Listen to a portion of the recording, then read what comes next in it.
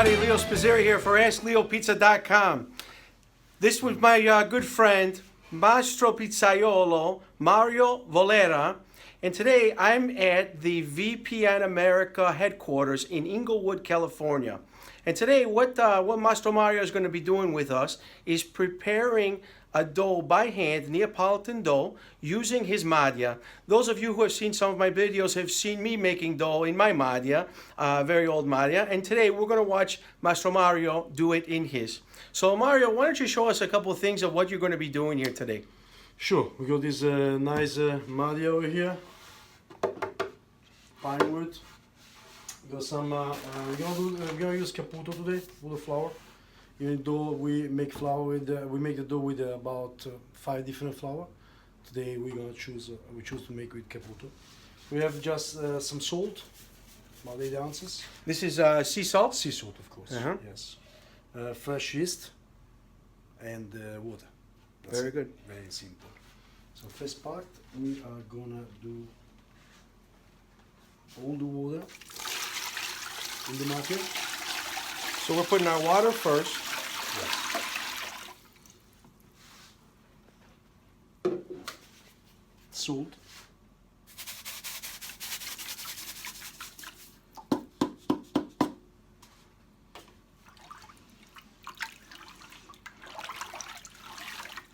So this is a pretty important step here. Sure. What we're doing is we're mixing the salt with the water first. This is going to give the salt a chance to dissolve inside of the water.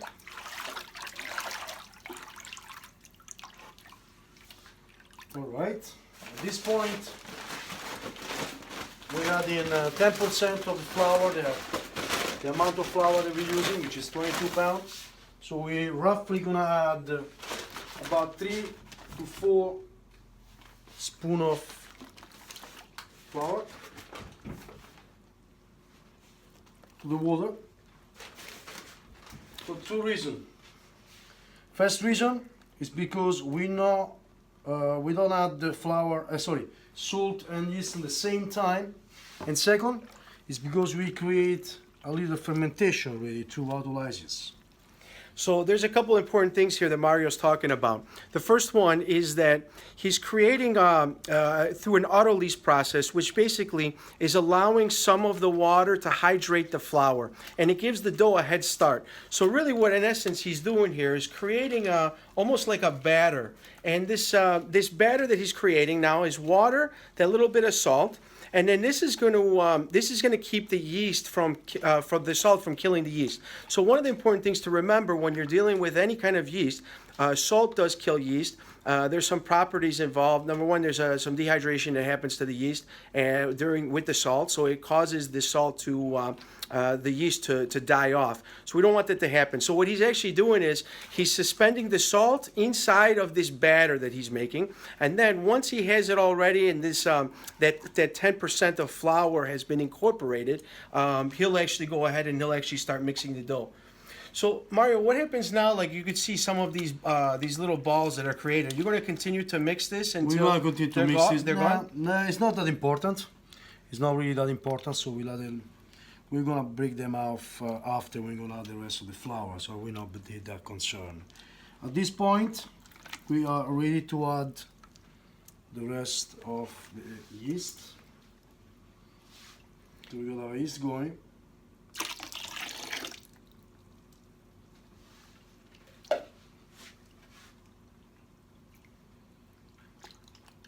This process of making dough, this goes back probably what, 400 or 500 years, Mario?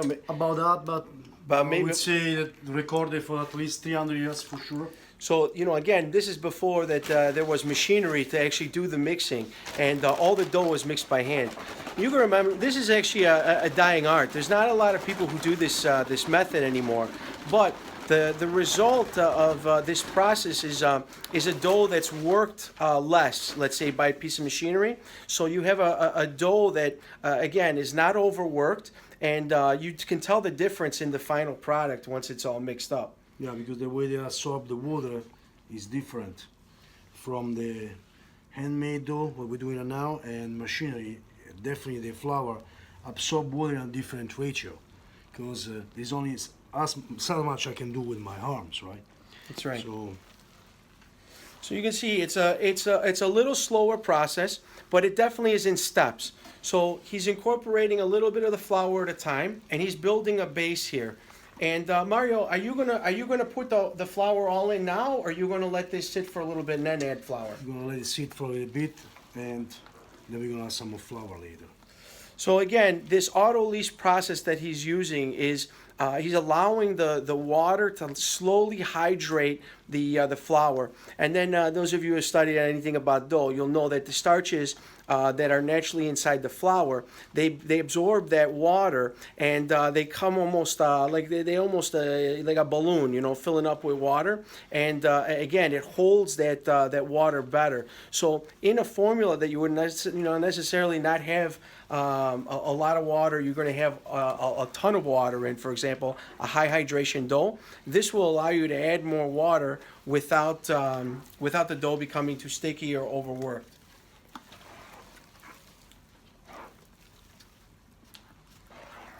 Mario, if I wasn't holding the camera, I'd give you a hand.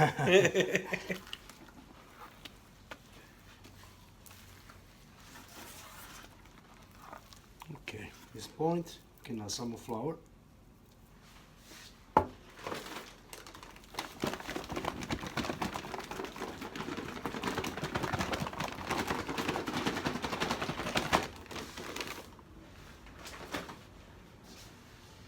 Now we probably can start to use two hands. Yeah.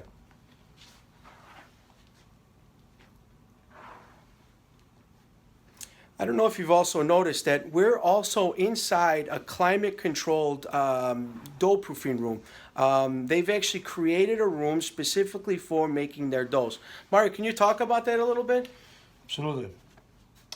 We are in a proof room, so humidity control and temperature control. We try to keep the room around about 68 to 69 Fahrenheit because it's the best temperature for the yeast and the dough to rise and mature. We just allowed us to be in this room only for the dough, to begin the dough, or to store some of the product. We have the flour over here, and that helped us tremendously to keep control of the dough. The Neapolitan dough. In Neapolitan pizzerias, we're starting to see this more and more throughout the United States. This is something that actually dates back quite a while. And the whole idea here is that you're, number one, like Mario had said, you're controlling the humidity and the temperature inside this room. So if we turn around here, you'll also notice that this is the same place that they're storing all of their flours, that they're using for their doughs. So again, everything is the same temperature that's inside their room. So while you're making dough, this is actually an important step because you're trying to control water temperature, which is critical, and then having the right temperature flour is going to help you. And then, again, in your mixing, you're looking ultimately for a final dough temperature, and this will actually help in the proofing process. Because Neapolitan dough, again, I'm finding out in my certification here, you would never refrigerate this dough. So this is something that would sit out ambient until it's ready to use. Oh yeah, this is a must for us. We don't refrigerate the dough. That's the reason why we create this dough room that is actually the heart of the school. So we keep the dough over here to ferment it overnight and control the temperature. So we try to keep it as much as we can control without using any assistance of refrigeration, which is not really what we aim for. We don't use any refrigeration in the Neapolitan pizza process because 300 years ago we didn't have a refrigeration system. That's the main reason why we don't use it. And then I also want to show you something. I'm going to give you a little close-up here. You could actually see the gluten development as the flour and water is mixed here. And you can actually see how the dough kind of looks a little bit shaggy inside here. That's actually the gluten beginning to form. And this is what this part of the process is critical to give the strength to this dough. So the elasticity that you're going to have when you finally start stretching this dough, this is actually part of the process to make it really stretchable. So the elasticity, the tenacity, we talk about being able to stretch the dough without ripping it. This is part of that process, and this is why it's very important.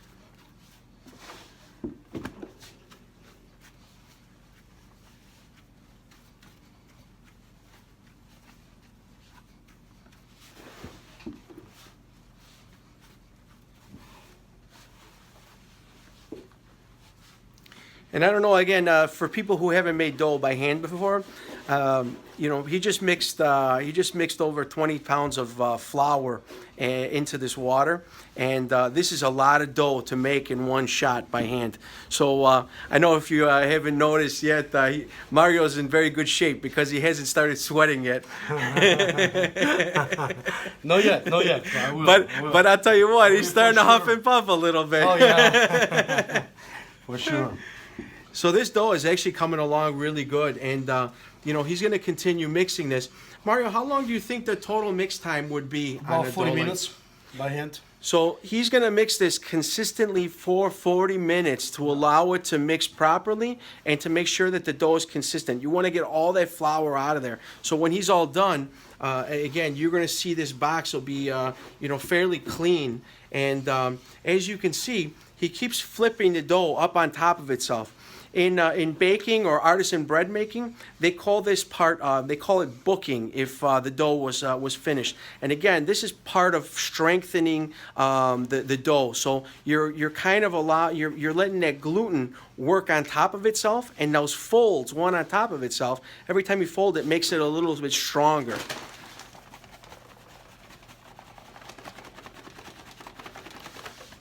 And as Mario continues to mix, the water will be absorbed into this flour, and then it'll start to get sticky, a little tacky again, and that's the point, like he just did now, where he'll add a little bit more flour to continue mixing until he's completed the process.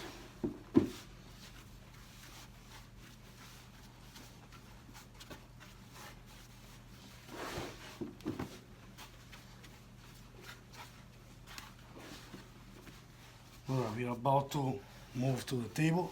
We clean the table, we finish to massage, we finish to mix the dough on the table.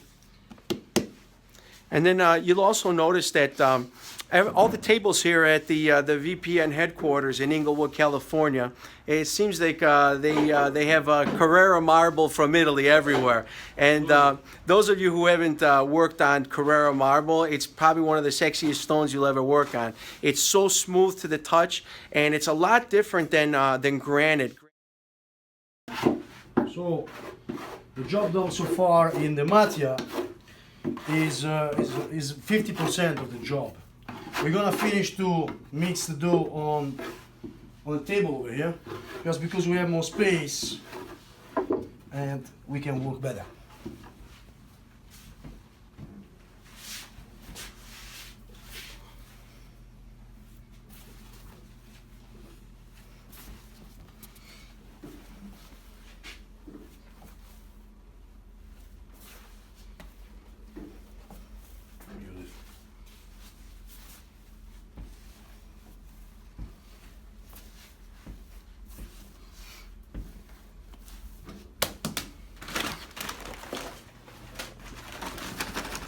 Very important thing when you do your dough by hand, always have some flour close by, so if you need some, you don't apply on top, but on the bottom and let the dough just get the flour it needs.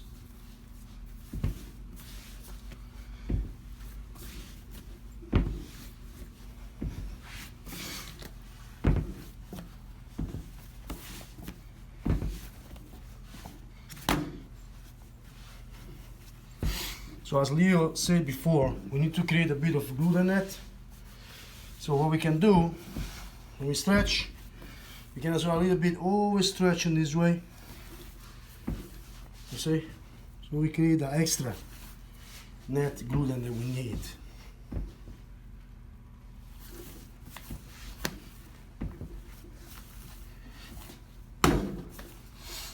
It's definitely a lot of work, but it's really rewarding.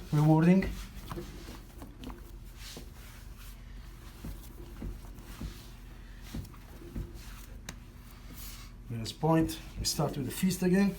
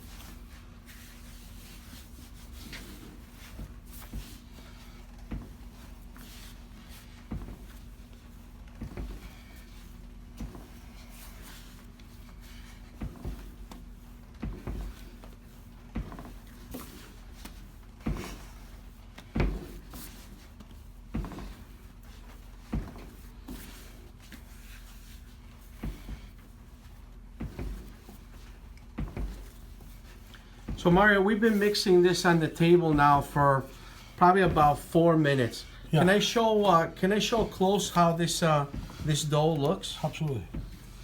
So you can see this is still a little tacky to the touch. It's still not quite smooth. You can still see some of the flour that's inside. So again, this is very characteristic of this homemade type dough. And he's going to continue to work this until it's very nice and smooth. What you can do to slow up to speed up the operation is, especially when you do like a 22, keep half on the side, cover, and you're gonna go on the half of it, which is much easier.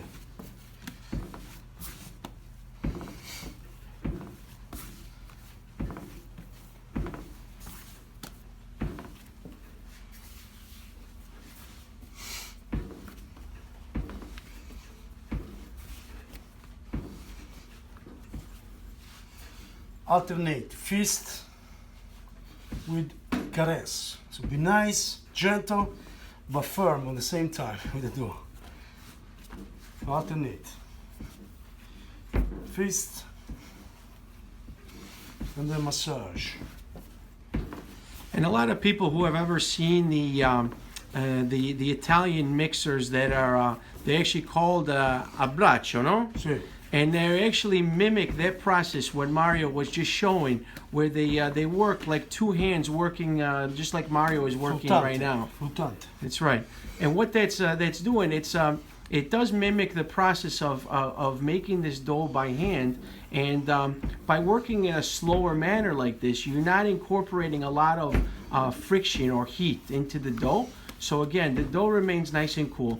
You're working on a surface that's marble, which is nice and cool, inside of a temperature-controlled room.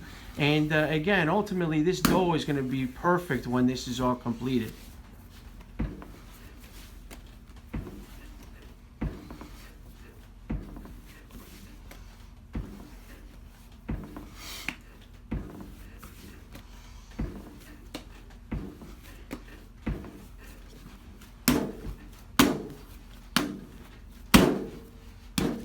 It made a big difference to cut that dough in half. You could see how much more work the dough has gone through. And the dough really definitely. And it's actually been developed a lot. Just in these last 2 minutes, you can see how much more development that half-size dough has gone through.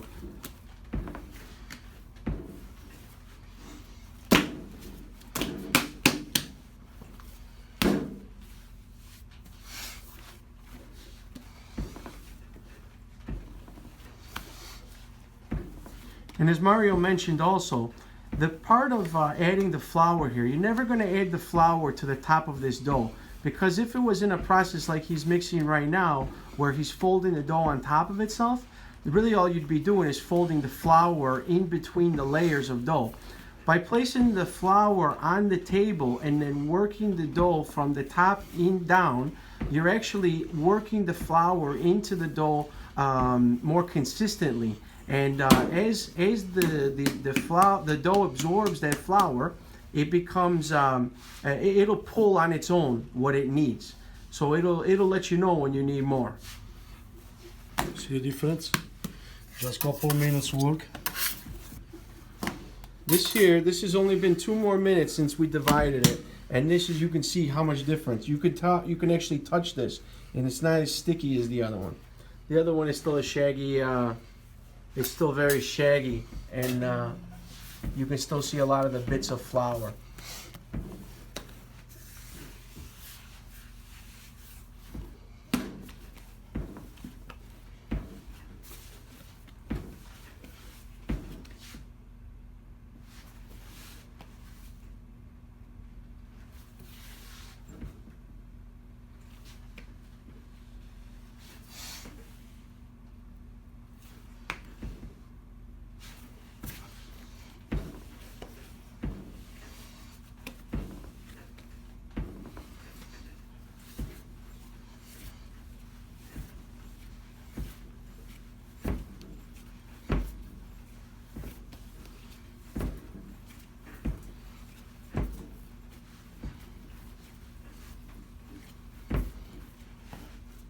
Mario, how long have you been making pizzas? I would say probably a couple of decades, about 20 years or less. It's incredible. And you started in Italy, correct? Yeah, correct. And why don't you tell everybody watching what sort of the process is to kind of become an intern in the pizza world in Italy? So the same as here in the United States. Back home you start when you're 15 or 16 years old. Go. All right, guys. We're nearly done. We put it the last 5 minutes to work. Look, now it's really beautiful. This dough has had time to relax for That's very probably important. about 10 minutes. And that little bit of relaxing time actually gives the gluten a little bit of time to relax as well. Exactly. So now the mixing that Mario is going to be doing is actually more of a finishing step to this dough. You're going to see it now become very smooth and very consistent. It's not doing a lot of sticking to itself. And the method that Mario is using here, in the bread world, we consider like a booking or a folding process, where he's mixing the dough on top of itself each time. And each time he folds it on top of itself, again, it's strengthening that dough. Even the process of kind of banging the dough on the table, again, is very typical of something you would see in the Neapolitan dough making.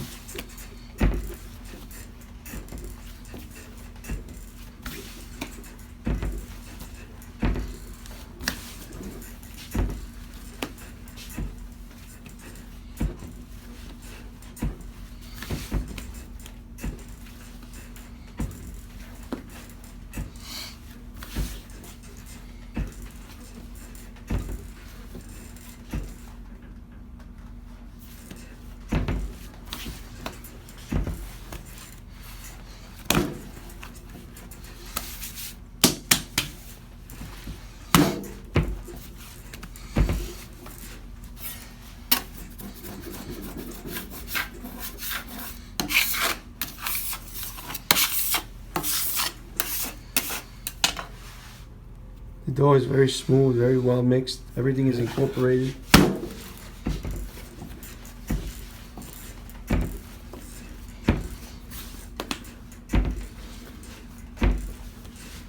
All right.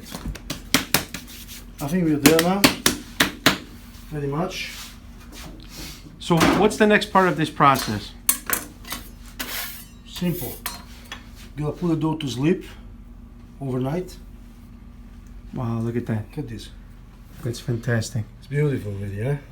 That's great. Look at this.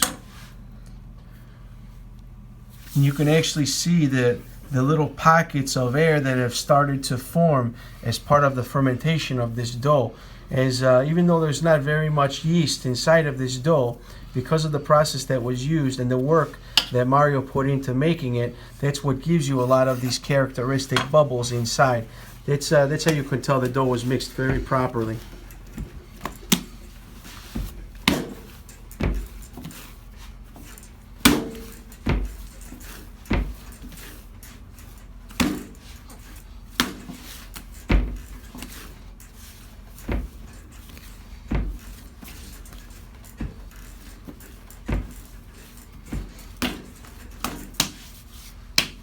So half of it is gonna sleep overnight.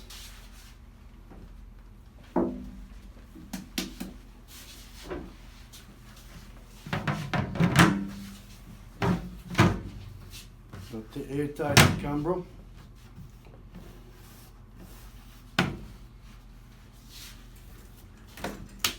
And the rest of, we are gonna let it rest for another 10 minutes, 15 minutes, up to 2 hours. And then we're gonna boil it up, and we're gonna use it as well tomorrow, first thing in the morning. So it's about, I would say 4 o'clock now. So tomorrow morning we're gonna start like 9 a.m. So we're gonna have like 18, 19 hours, 14, 15 hours though old. So nice and ready to go. And then this dough that you're both fermenting here, Yeah. this then would be balled up then tomorrow. Absolutely. It's gonna boil up tomorrow morning. And basically I force the dough to basically start the fermentation again as a dough ball form. Yeah, we say about 4 to 6 hours later, we're gonna be ready to make some pizza. And at that time it's gonna be 24 hours, fully 24 hours fermented dough, room temperature dough. Okay, very good, Mario. Say Yeah, goodbye yes. to everybody, and we'll see you tomorrow. See you tomorrow. Thank you. Very much.